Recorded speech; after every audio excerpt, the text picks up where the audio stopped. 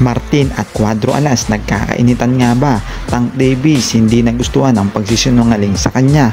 Pag-usapan natin yan mga buddy. Sa isang live nga mga buddy ay nagsalita itong si Carl James Martin na kung saan ngay mukha naman lang itong pabiro at ito nga kanyang sinabi. Asimero, manda ka na.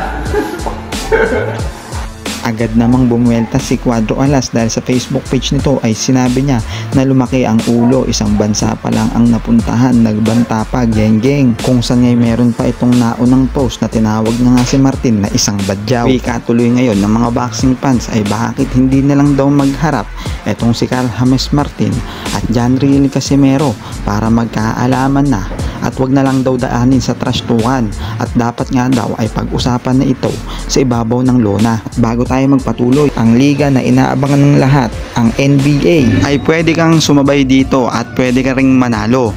Ilalagay ko nga sa comment section ng link ng tutorial para masubukan mo ang iyong swerte. Huwag mo ring kalimutan gamitin ang promo code na nasa comment section para makuha ang first deposit bonus.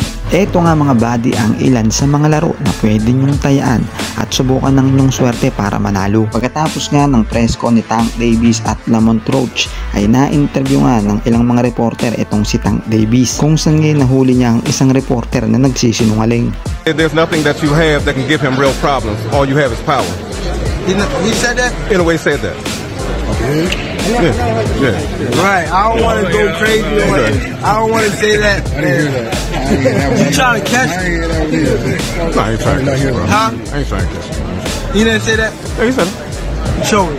You heard Wow. I think there's a lot of those compilations they combine things. I think I've seen it, but I don't know if it's... They can say stuff. Yeah, I don't think he said that. I think I would have been... Take your head over. Take let me see how you say it. That would have blew up. It's someone That would have blew up. They trying to get us to... Yeah, that would have blew up. There's no way. Okay, well, Because there's no way he said that. okay, For listen. him to be a boxer like that, there's no way. Dahil nga dito ay napapost rin itong si Naoya Inoue na wala rin daw siyang sinasabi na kahit ano patungkol kay Tank Davis.